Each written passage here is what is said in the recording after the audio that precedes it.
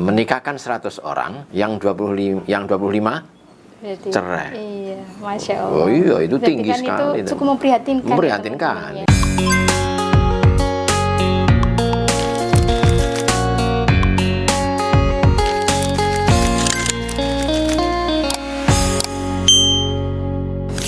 Oke, Assalamualaikum warahmatullahi wabarakatuh. Waalaikumsalam warahmatullahi wabarakatuh. Alhamdulillah binikmatil iman wal islam. Assalatu wassalamu ala khairil anam wa ala alihi wa sahbihi bararatil kiram, amma ba'd. Oke. Bagaimana kabar teman-teman Ruang Tumbuh semua? Oke, kali ini Ruang Tumbuh akan kembali menghadirkan podcast untuk jenengan semua dan kembali dengan Pak Salahuddin lagi. Tapi kemarin di video sebelumnya kita sudah ada selingan, jadi nggak Pak Saleh lagi. Ya alhamdulillah ya, kita masih insya Allah istiqomah ya Pak ya. Amin, amin. Untuk membersamai kami Ruang Tumbuh. Amin, amin, amin. Untuk memberikan edukasi kepada teman-teman semua. Semoga teman-teman semua kita doakan dan juga kita ya Pak ya senantiasa dalam rahmat Allah. Amin, amin, amin. Bi khair wal lutf wal afiyah. Amin, amin. Oke. Dalam sesi kali ini kita akan membahas tentang perselingkuhan. Apakah ada yang sudah merasa gimana-gimana gitu? Oke, jadi teman-teman, untuk di kota Jogja ini angka perceraian itu lumayan tinggi. Dan ternyata perselingkuhan menjadi peringkat ketiga yang menjadi alasan tentang perceraian tersebut. Pak Anggi. Berapa persen, Mbak? 27%. Sekitar itu ya. Okay. 27% itu kalau diambil angka yang simple di 25% kan, berarti hitungannya begini, hitungan bodon itu menikahkan 100 orang, yang 25 Berarti, cerai. Iya, Masya Allah. Oh iya, itu Berarti tinggi kan sekali. Itu cukup memprihatinkan. Memprihatinkan, ya. iya, iya. Ya seperti apa yang dulu kita pernah bahas ya Pak ya, ternyata semakin kesini semakin canggihnya teknologi, padahal semakin orang itu mudah untuk mendapatkan informasi tentang edukasi tentang pernikahan, tetapi ternyata angka perceraiannya juga semakin tinggi gitu Pak. Oh ya, kalau bicara itu ya kita akan melihat bahwa belahan dunia itu memang ada dua. Ada kanan, ada kiri, Iya. ada baik, ada buruk, Iya. ada plus, ada minus. Nah, teknologi juga begitu. Nilai plusnya besar dengan misalnya IT, dengan teknologi kita terbantu menjadi fasilitas untuk bikin orang itu lebih mudah untuk mendapatkan yang diinginkan gitu ya. Tapi satu sisi adalah dampak negatifnya juga besar. Iya. Maka diibaratkan kan misalnya HP itu kayak pisau bermata dua, yang atas juga tajam, yang bawah juga tajam. Gitu ya teman-teman. Oke. Apabila kita membahas tentang perselingkuhan Pak, menurut itu yang apa? Perselingkuhan itu menjadi urutan ketiga. Yang pertama apa? Percekcokan. Iya, yang sering berantem gitu Pak ya. Oh. Padahal kan seharusnya ya namanya juga menikah pasti ada berantemnya tau Pak, nggak mungkin mulus-mulus terus. Ya. Bisa jadi ya. Dan nomor 2 ekonomi Pak. Ekonomi ya. Ya, dan nomor 3 perselingkuhan. Ya. Oke, kalau menurut jenengan Pak, bagaimana pandangan jenengan tentang perselingkuhan? Ya, bismillahirrahmanirrahim. Berbicara tentang pernikahan adalah berbicara tentang bagaimana yang dimaui dalam pernikahan ini oleh Allah Subhanahu wa taala. Dunia ini dibangun oleh Allah. Peradaban manusia dibangun itu dimulai dengan pernikahan, Pak. Oke, pernikahan antara Nabi Adam dan Ibunda Hawa. Maka peradaban manusia ini dibangun oleh Tuhan, dimulai dengan pernikahan. Nah, itu menjadi sangat penting untuk melihat kita ke sana. Jadi pernikahan itu bukan sekedar kemauan manusia yang kemudian ketika dia butuh hubungan biologis, dia butuh teman untuk berbicara, dia butuh untuk partner, tidak sekedar itu. Bahwa pernikahan itu adalah tatanan Tuhan gitu. Yang Allah punya kehendak, punya kemauan gitu. Bahwa penataan dunia ini ditata sebaik-baiknya. Dan penataan yang terbaik diantaranya adalah dimulai dengan dua insan manusia yang dinikahkan itu. Nah, oleh karenanya pernikahan itu sangat penting untuk menjadi perhatian yang cara memandangnya harus utuh gitu. Tidak cuma dari kebutuhan kita gitu. Tidak cuma hanya sisi manusiawi saja gitu. Tapi dari sisi yang utuh, baik dari dalam maupun dari sisi luarannya. Tidak cuma dunia saja. Akhirnya juga Pernikahan itu adalah dalam ruang yang akan terus berjalan dalam keabadian dari dampak pernikahan itu. Hatta nanti peribadahan yang masih berlangsung, ibadah mahdhah yang masih berlangsung, itu adalah nikah di surga itu. Salat sudah tidak. Salat sudah tidak. Dengan pasangannya gitu kan. Tapi nikah masih. Bahkan tidak cuma dengan pasangannya. Dengan anaknya. Orang yang tidak punya pasangan lalu bagaimana? Oh iya yang seperti jangan sampaikan di podcast sebelumnya. Lupa saya. Maka sebegitu sebegitu pentingnya untuk memandang sebuah pernikahan itu secara utuh. Sehingga dari situ akan lalu punya persepsi dan mindset tentang pernikahan itu sebagaimana mestinya, lalu kemudian mengarungi rumah tangganya, lalu dia juga harus melihat, berangkat dari situ dia akan berjalan sebagaimana mestinya. Bagaimana pernikahan itu yang baik, kemana tujuannya. Nah, dari situ nanti akan berangkat dari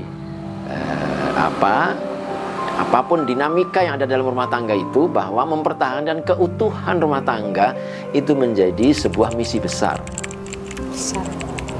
Mempertahankan rumah tangganya agar tetap dalam keutuhan, agar tetap dalam keabadian, agar tetap dalam perjalanan yang baik dengan segala dinamikanya, itu lalu menjadi penting gitu.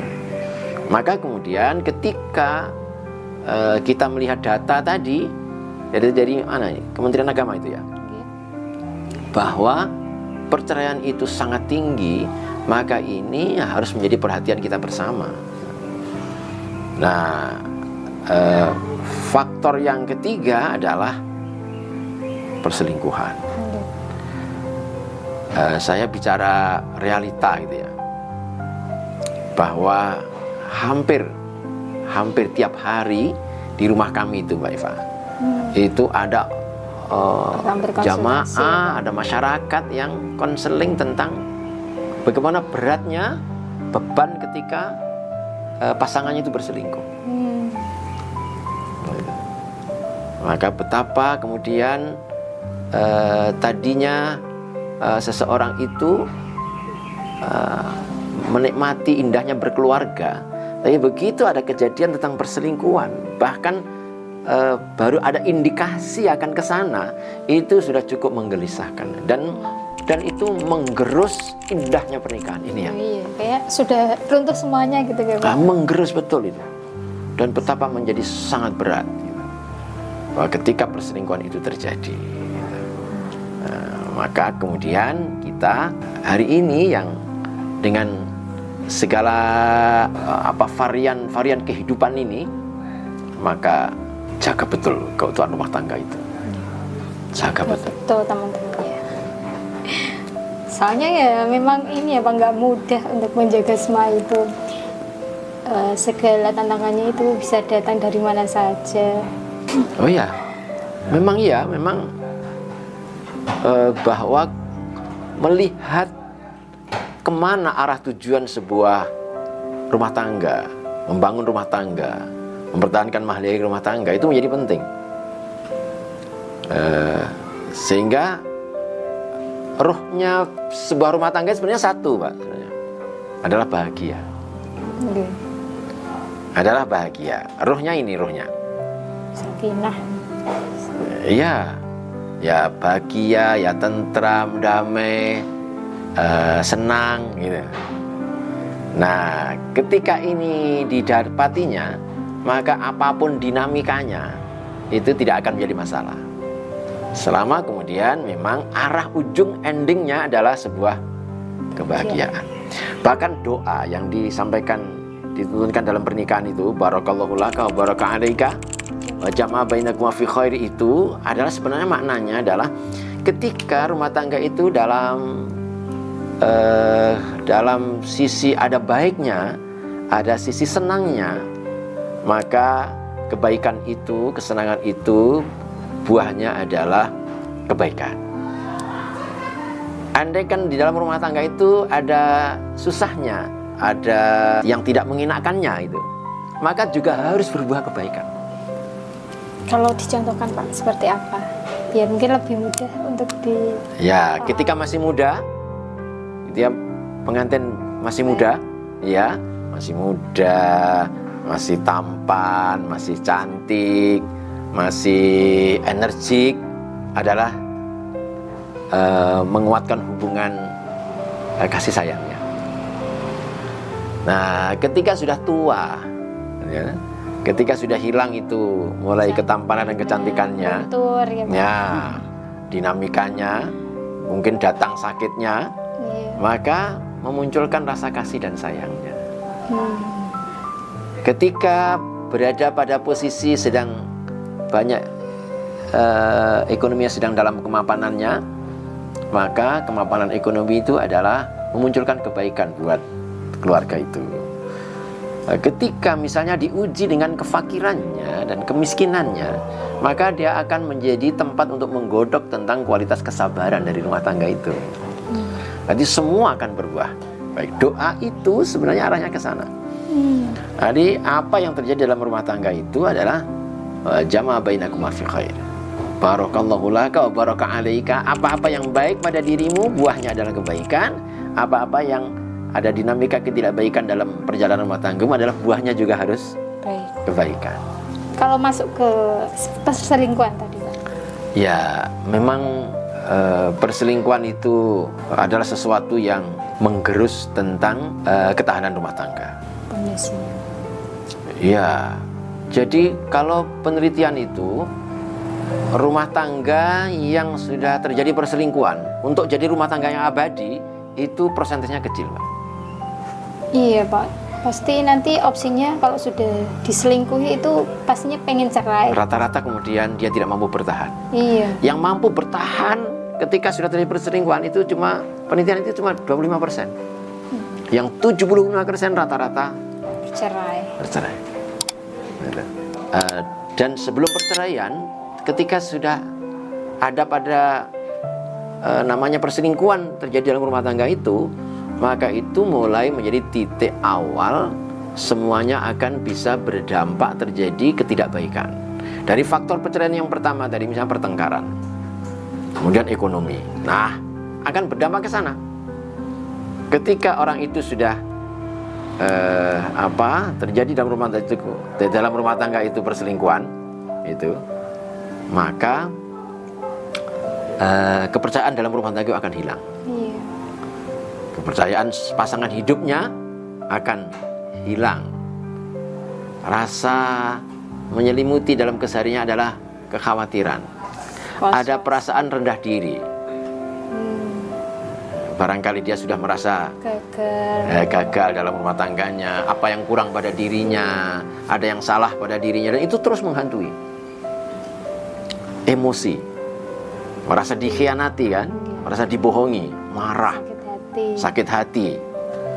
Nah, ketika sudah orang kemudian dengan pasangannya sudah suasana psikologi begini ini, maka yang terjadi ketika komunikasi tidak lagi bentuknya lalu menjadi majelis syawir, tidak lagi menjadi musyawarah, tapi akan menjadi pertengkaran.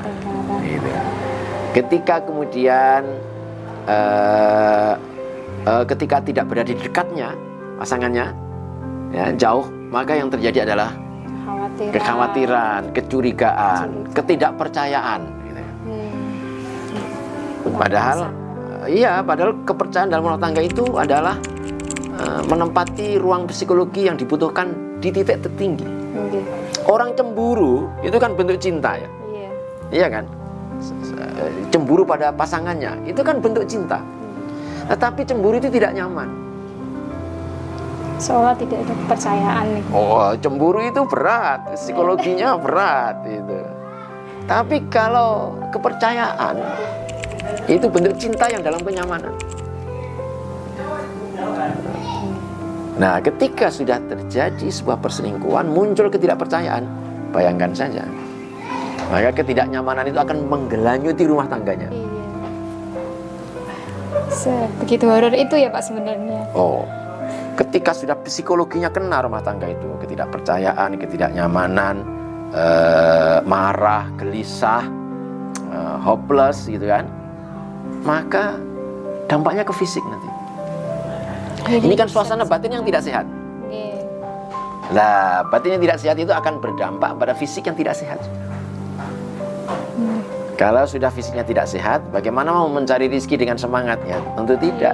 Ekonominya lalu terjadi terguncang gitu. Bagaimana kemudian tidak terjadi pertengkaran tiap hari dalam psikologi yang tidak stabil, labil gitu kan? Maka ketika mau bicara mungkin ketersambungannya sulit.